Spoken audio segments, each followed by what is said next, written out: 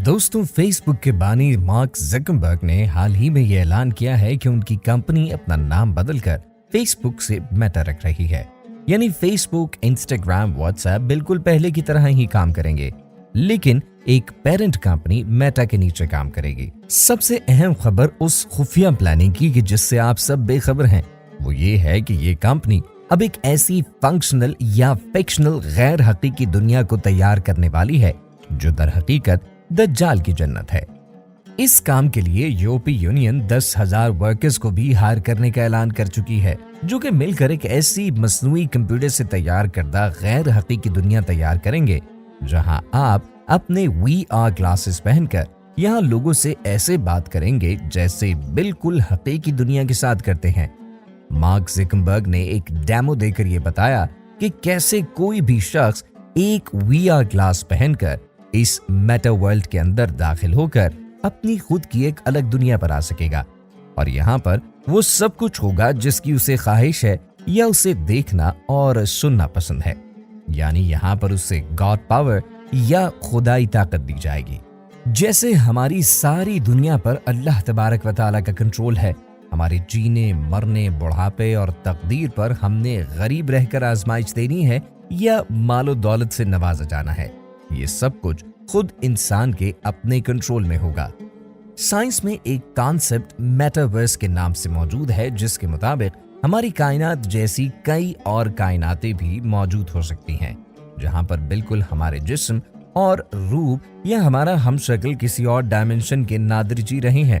मिसाल के तौर पर अगर इस दुनिया के अंदर आप एक डॉक्टर हैं, तो हो सकता है मेटावर्स में आप कोई बिजनेसमैन हो या फिर आप कोई सियासतदान। खैर, ये तो एक थ्योरी है कि ऐसा हो सकता है, पर इसे अभी तक साबित नहीं किया जा सका और इसी कॉन्सेप्ट पर फेसबुक ने अपना नाम मेटावर्स की मुनासबत से मेटा भी रख दिया।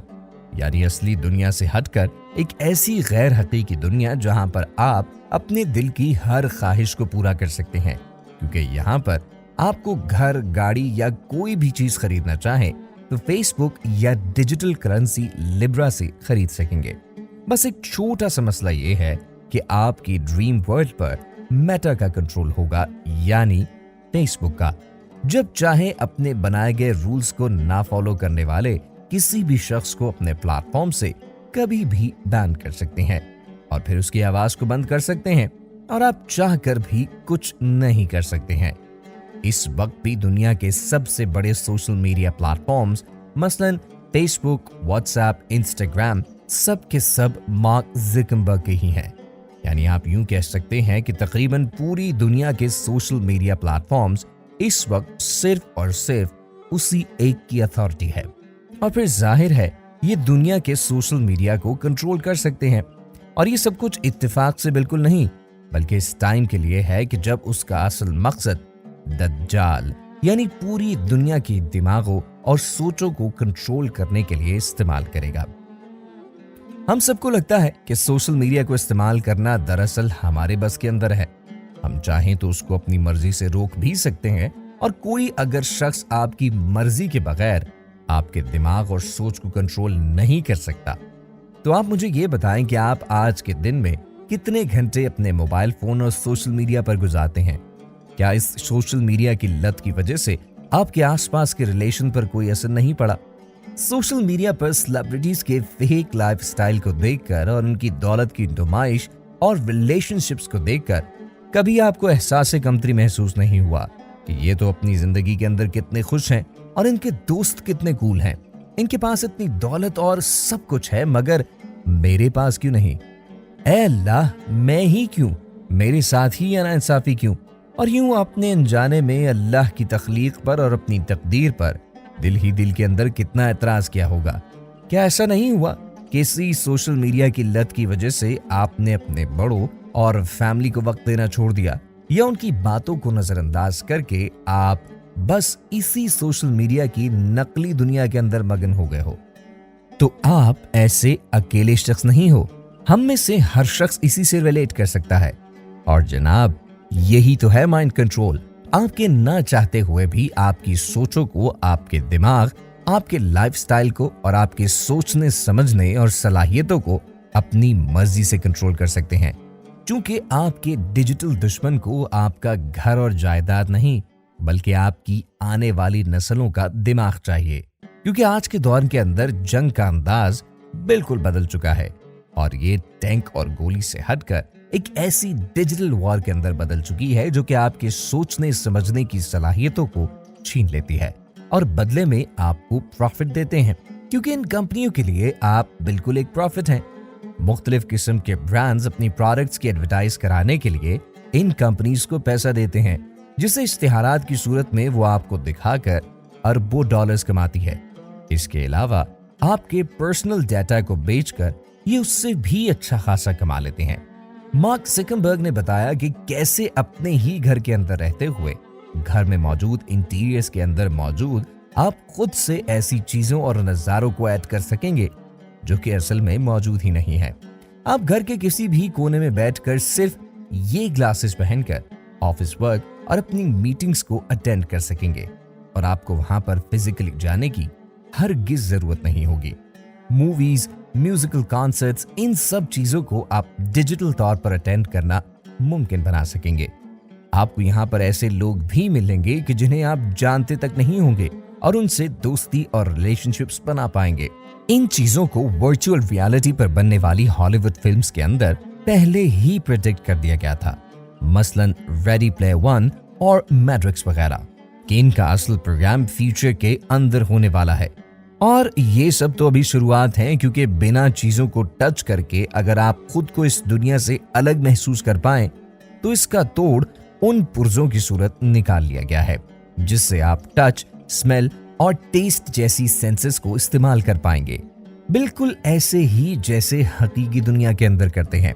सबूत के तौर पर इंटरनेट पर ऐसी हजारों वीडियोस मौजूद हैं जिसमें मुकम्मल तौर पर एक ऐसी दुनिया बनाने की शुरुआत की गई है जो कि आपकी ख्वाहिशात के ऐन मुताबिक एक जन्नत होगी, जिसके मुतालिक अल्लाह के रसूल सल्लल्लाहु अलैहि वसल्लम ने फरमाया था कि दज्जाल के एक हाथ के अंदर जन्नत और एक हाथ के अंदर जहन्नुम होगी, मगर उसकी जन्नत दरअसल जहन्नुम या नजर का धोखा होगी और उसकी जहन्नुम दरअसल जन्नत होगी। अगर तुम उन दोनों को पाओ तो बिला खौफ व खतर उसकी जहन्नुम के अंदर कूद जाना, क्योंकि दरअसल यही जन्नत होगी। इस दुनिया का तारुफ भी कुछ इस अंदाज के अंदर करवाया गया कि ये अल्टीमेट पावर्स यानी खुदा के हाथ हैं जो कि इस दुनिया को बनाने वाले, और ये हाथ अब इंसान को दे दिए गए कि वो अपनी मर्जी की चीजों को तख्लीक करके और अपनी किस्मत को खुद से लिखकर खुदा बन जाए। अनकरीब स्मार्टफोन्स की स्क्रीन को देखने के बजाय हम उसे कंप्यूटर की दुनिया को ही हकीकी समझने लगेंगे। और शायद ये सुनने में आपको काफी अजीब लग रहा हो, लेकिन हकीकत तो ये है कि लोग आहिस्ता आहिस्ता उसके आदी बनते जा रहे हैं और मजबूरन मुस्तकबिल की टेक्नोलॉजी के नाम पर चाहते या ना चाहते हुए भी आप उसे इस्तेमाल करेंगे कि जिसका कंट्रोल अब भी सिर्फ एक शख्स के पास है, और वो है मार्क ज़करबर्ग। यानी ये तमाम का तमाम एजेंडा लोगों के दिमाग और सोचों को कंट्रोल करने का है। और आप ये जानकर हैरान रह जाएंगे कि फेसबुक पर इससे पहले भी कई बार खुफिया तजुर्बे से पॉलिटिकल एजेंडा को फैलाने का इल्जाम भी लग चुका है, जिससे वो इनकार कर चुके हैं।